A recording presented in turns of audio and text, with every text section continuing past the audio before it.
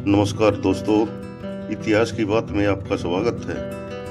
आज मैं आपके सामने महाराणा कुंभा और चित्तौड़गढ़ दुर्ग के महत्व के बारे में बताऊंगा, क्योंकि महाराणा कुंभा ने बहुत सारे किले राजस्थान में बनवाए थे और उन्होंने चित्तौड़गढ़ दुर्ग का जीर्णोद्धार भी किया था।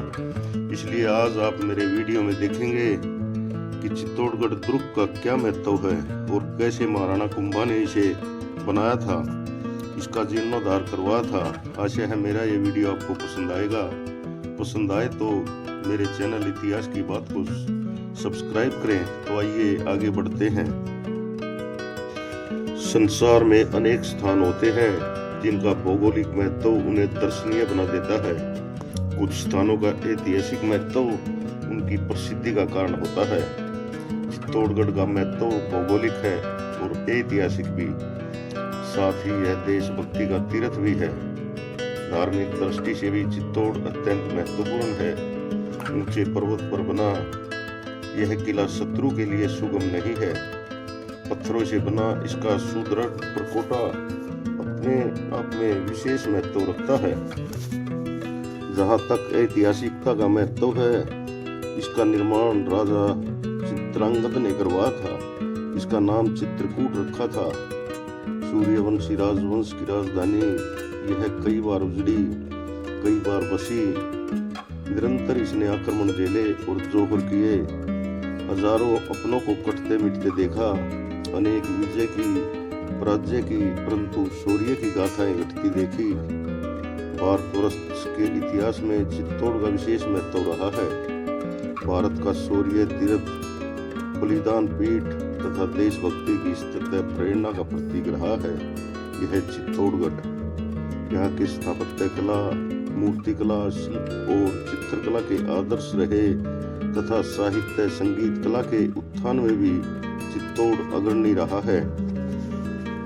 कुछ लोगों का विश्वास है कि द्वापर युग में पांडव भीम ने इस स्थान को निहारा था। उस समय का मनोरम दृश्य भीम को बहुत भाया था।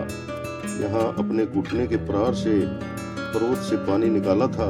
उस स्थान को भीमलत भी कहा जाता है। ऐसा ही एक तालाब हरिद्वार में भी है जिसे भीम गोड्डा कहा जाता है। यहाँ मौर्य वंश का भी शासन बताया जाता है।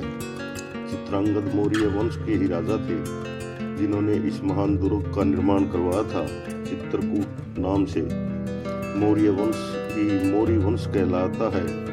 कहते हैं कि मन सिंह नाम के अन्य राजा ने अचानक आक्रमण करके पूरे मौर्य वंश का नाश कर दिया था, परंतु एक रानी गर्भवती थी और मायके गई हुई थी। उसे उसका एक विश्वस्त सेवक बचा कर ले गया। वहीं गुफा में बालक का जन्म हुआ और किसी रावल के मंदिर में सेवा करके बच्चे का पालन पोषण हुआ। इसलिए यह वंश गुहिल तथा गहलोत कहलाया। उसी बालक ने युवा होने पर बप्पा रावल नाम से फिर चित्तौड़ को प्राप्त किया।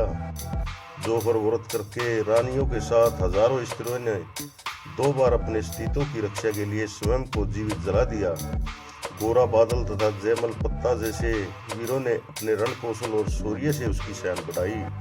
खिलजी जैसे क्रूर सुल्तानों ने भारी मारकाट बचाई, तब चित्तौड़ उजड़ गया था।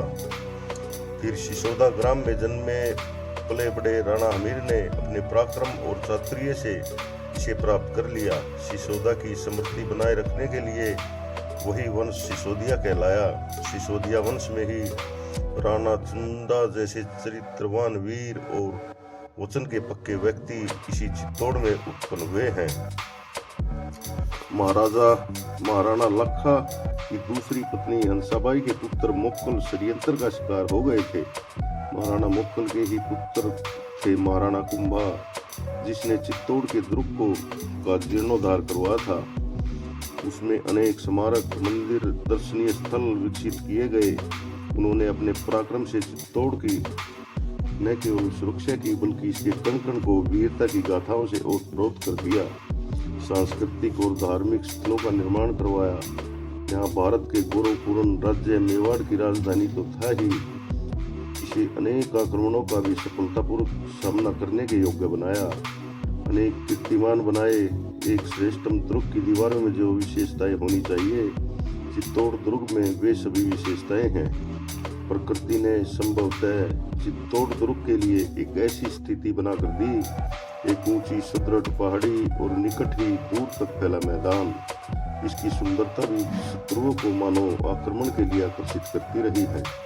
महाराणा कुंभा के समय यानी 15वीं शताब्दी में इस विशाल दुर्ग तक जाने का सीधा मार्ग नहीं था। उबड़ खाबड़ और टेढ़े मेढ़े मार्ग से ही राजघराने के व्यक्ति भी दुर्ग तक पहुंचते थे। महाराणा कुंभा ने सबसे पहले दुर्ग के द्वार तक आवागमन का मार्ग बनवाया। रथ के जाने योग्य मार्ग को रथ्या कहा जाता है। अतः दुर्ग में भैरव रथ्या, चामुंडा रथ्या, माँ लक्ष्मी रथ्या और तारा रथ्या आदि मार्ग तैयार करवाए। इसमें सबसे लंबी राम रथ्या बनवाई। ये मार्ग पक्के तथा ऐसी ईंटों से बने हैं जो घोड़े दौड़ कर चले जाएं। रथ्या के दोनों ओर ऊंची पटरी और फलदार वृक्ष लगवाए गए। 7 द्वार भी बनवाए गए जिनके नाम पोल रखे हैं। यहाँ पोल शब्द का पर्याय द्वार है, जैसे राम पोल, हनुमान पोल, भैरव पोल, लक्ष्मी पोल, चामुंडा पोल, तारा पोल और विशिख्या पोल। इसी प्रकार खिड़कियों के भी नाम निश्चित किए गए। सुरक्षा और सौंदर्य का, संस्कृति तथा इतिहास का ऐसा सामंजस्य महाराणा कुंभा ने स्थापित किया कि चित्तौड़ चित्तचौर हो गया। मित्रों और शत्रुओं का चित्त चुराता रहा। चित्तौड़ में जलाशय भी इसे और अधिक आकर्षक बनाते हैं। वर्षा के जल का समुचित उपयोग करने के लिए बने ये जलाशय भी जीवन की अनिवार्यताओं को प्रस्तुत करते हैं। इनके भी मोहक नाम रखे गए हैं। कुकुटेश्वर ताल, गोमुख ताल, खाटन बावड़ी, रामकुंड, चंद्रकुंड आदि। दुर्ग के अंदर महाराणा कुंभा का महल है तो मंत्री और सामंतों के भवन भी हैं। इसी प्रकार बस्ती और बाजार भी बनाए गए हैं। महाराणाओं के महल में पुरुषों और महिलाओं की अलग अलग व्यवस्था थी। सब मिलाकर महाराणा कुंभा की दूरदृष्टि, प्रखर मेघा और गहरी सोच को उजागर करता यह चित्तौड़ दुर्ग अनुपम है। प्राचीन शिलालेख सिद्ध करते हैं कि यहाँ वैष्णव मंदिरों के कारण वैष्णव तीर्थ माना जाता था। जैन और बौद्ध मंदिरों की भी यहाँ पर मार थी। महाराणा कुंभा के बाद के महाराणाओं के समय भी यहाँ जैन मंदिरों की स्थापना की गई। महाराणा कुंभा द्वारा स्थापित विजय स्तंभ तो स्थापत्य कला का नमूना है, ये अद्भुत नमूना है। चित्तौड़ एक अलंकार है। यह महाराणा कुंभा की विजय गाथा ही नहीं अपितु उनकी प्रखर प्रतिभा की अनुपम छवि है। इस विजय स्तंभ के निर्माण के संबंध में अमर काव्य में बताया गया है। संवत 1505 यानी 1448 ईस्वी माघ मास में शुक्ल दशमी गुरु पुष्प योग में महाराणा कुंभा ने यश पुरस्कार के लिए मेघ के समान दूतिमान गगन चुम्बी देव प्रतिमाओं से सुशोभित विजय स्तंभ का निर्माण करवाया था। विजय स्तंभ के बहाने पृथ्वी हाथ उठाकर यह कह रही है कि गिरि चित्रकूट के समान दुर्ग और कुंभा के समान नरेश और कोई नहीं है। ऑस्ट्रेलिया से पधारे इयान ऑस्टिन ने भी विजय स्तंभ की प्रशंसा में कुछ पंक्तियां लिखी हैं। विजय का समुचित स्मारक परिपूर्णता से प्राप्त 500 वर्षों से उद्घोषित कर रहा है। महाराणा का सम्मान, जिसे सही में मेवाड़ का निर्माता कहा गया है। इस विजय स्तंभ की ऊंचाई 122 फीट है। महाराणा कुंभा द्वारा मालवा और गुजरात पर विजय की स्मृति में इसका निर्माण करवाया गया था। इसके पास ही कुंभा स्वामी मंदिर भी है जो प्राचीन है, मुस्लिम आक्रमणों से ध्वस्त हो चुका था, जिसका महाराणा कुंभा ने जीर्णोद्धार करवाया था। इसमें शेष शाही भगवान विष्णु की प्रतिमा है। पास ही कृष्ण, रुक्मिणी, श्री राम, लक्ष्मण आदि की पट्टिकाएं हैं। वामन, त्रिविक्रम, नरसिंह अवतार की प्रतिमाएं हैं। प्राचीन आयुध भी है। भगवान विष्णु का विराट स्वरूप भी दिखाया गया है। प्रतिमाएं उत्तम शिलालेखों पर बनी हुई है। मूर्ति कला और मंदिर का निर्माण कला का उत्तम नमूना प्रस्तुत किया गया है। अनेक जैन मंदिर अलग अलग मुद्राओं में स्थापित हैं। देवी की प्रतिमाएं भी अलग अलग मुद्राओं में हैं। कुल मिलाकर चित्तौड़ बेजोड़ है, बेमिसाल है। भारतीय स्थापत्य कला, मूर्ति कला का अनुपम कौशल यहाँ पग पग पर बिखरा हुआ है। इतिहास में चित्तौड़ दुर्ग का अपना विशिष्ट स्थान रखता है। वीरतापूर्व युद्धों के जौहर, साहित्य, कला, शिक्षा, संगीत सभी प्रकार से महत्वपूर्ण और स्मरणीय है। राजपूतों का ही नहीं, हिंदू संस्कृति के महत्वपूर्ण वैशिष्ट्य को उद्घाटित करता है। भौगोलिक स्थिति, प्राकृतिक शोभा, अनेक युद्धों और राजाओं के इतिहास का यह साक्षी है। सबका इसके निर्माण में योगदान रहा है।